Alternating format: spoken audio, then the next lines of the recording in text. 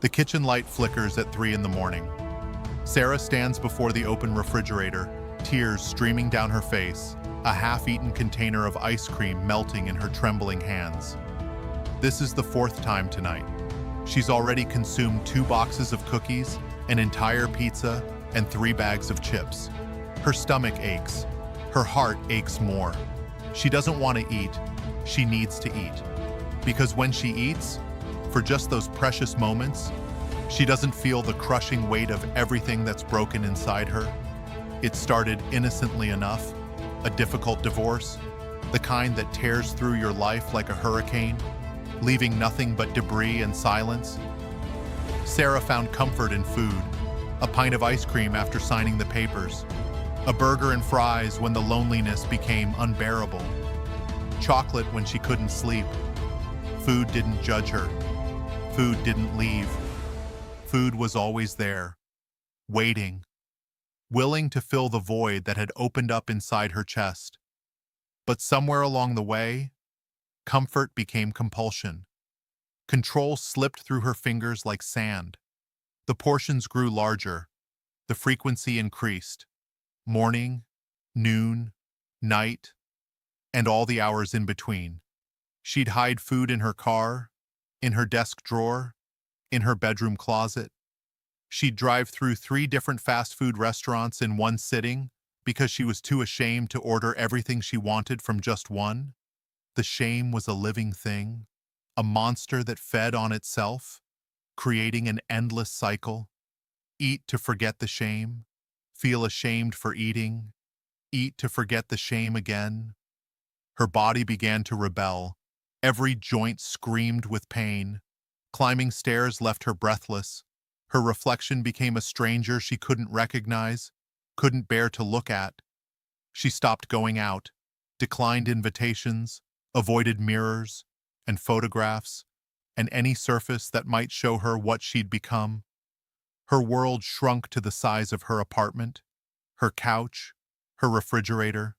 Food was her only companion, her cruel master, her prison guard, and her cellmate all at once. The doctors warned her: diabetes, high blood pressure, a heart that was working too hard to keep her alive. At 38 years old, she was told she might not see 50. The numbers on the scale had long since stopped mattering because she'd stopped looking. What was the point? She'd lost herself completely.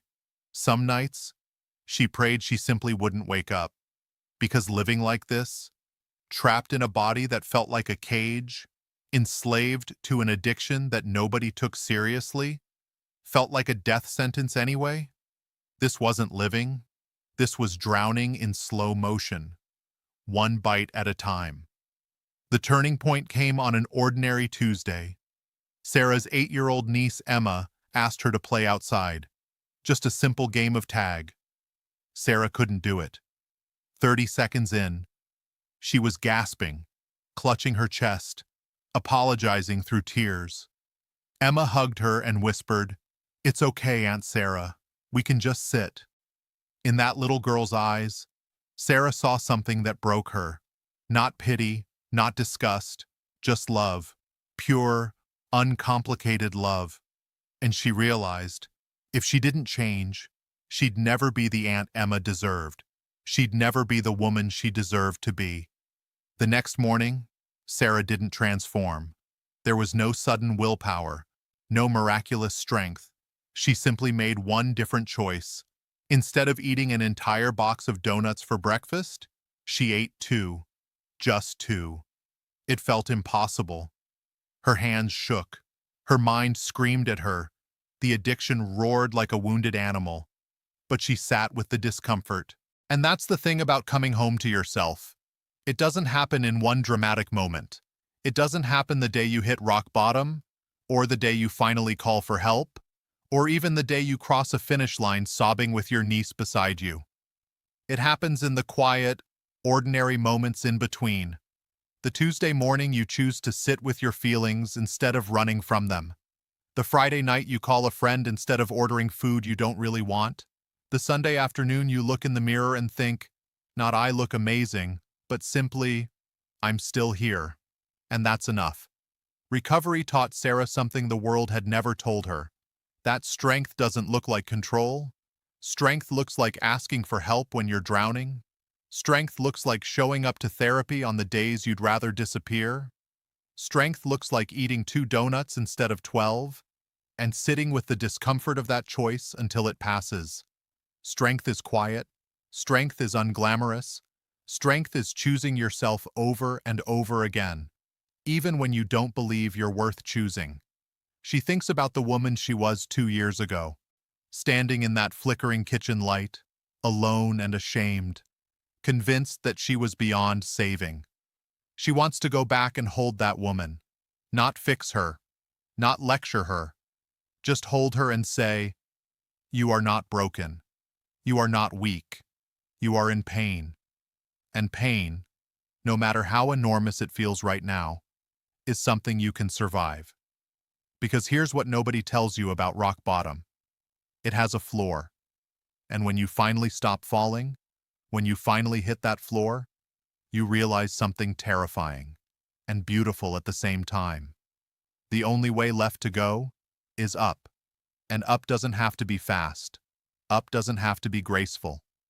Up can be a crawl. Up can be one phone call, one therapy session, one slightly smaller choice on one ordinary Tuesday morning. Up is still up. Sarah used to believe that she needed to be fixed, that somewhere out there was the right diet, the right plan, the right amount of willpower that would finally make her acceptable to the world, to herself. She chased that belief for years, and it nearly killed her. What actually saved her wasn't a plan. It was a person, herself, imperfect, wounded, terrified, but still fighting, still choosing, still here. She thinks about Emma sometimes, about that moment in the backyard, breathless and ashamed, when a little girl looked at her with nothing but love. She used to think Emma saved her that day.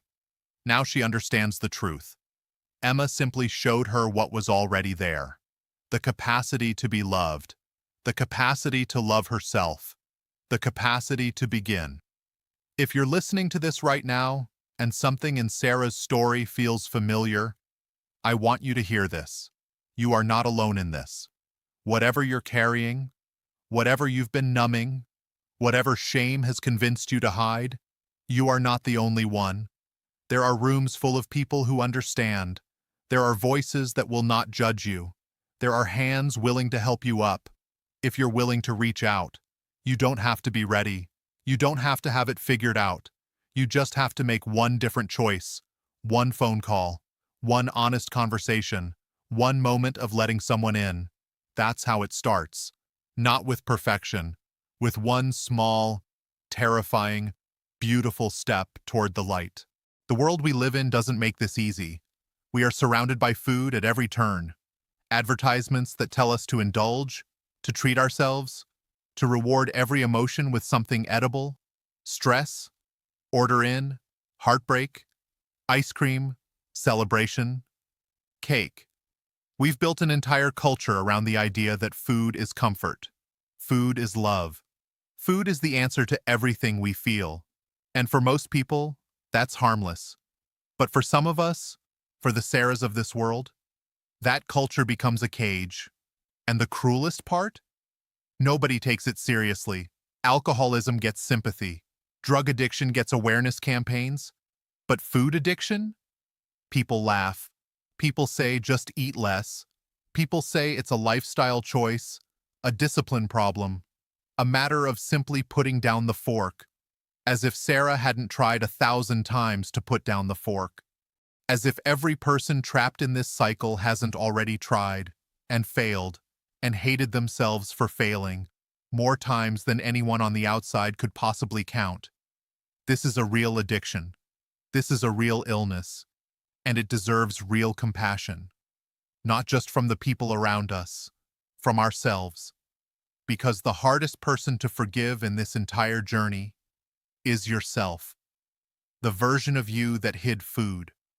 The version that drove to 3 different drive-thrus in the dark. The version that canceled plans and avoided mirrors and prayed not to wake up. That person wasn't weak. That person was doing the only thing they knew how to do with unbearable pain, and they deserve your mercy. Healing begins the moment you stop treating yourself like the enemy. Sarah learned that the hard way. She spent so long at war with her body, punishing it, hiding it, hating it, that she forgot something fundamental. Her body had never stopped fighting for her. Through everything, through every binge, every sleepless night, every moment she wanted to give up, her heart kept beating, her lungs kept breathing. Her body, the one she'd declared her enemy, had been loyal to her all along. That realization changed everything. She stopped trying to punish herself thin. She started trying to heal herself whole. And wholeness, real wholeness, has nothing to do with a number on a scale. It has everything to do with being present in your own life, feeling your feelings, telling your truth, asking for help without shame, choosing, again and again, to stay. Sarah is still choosing, every single day, and so can you.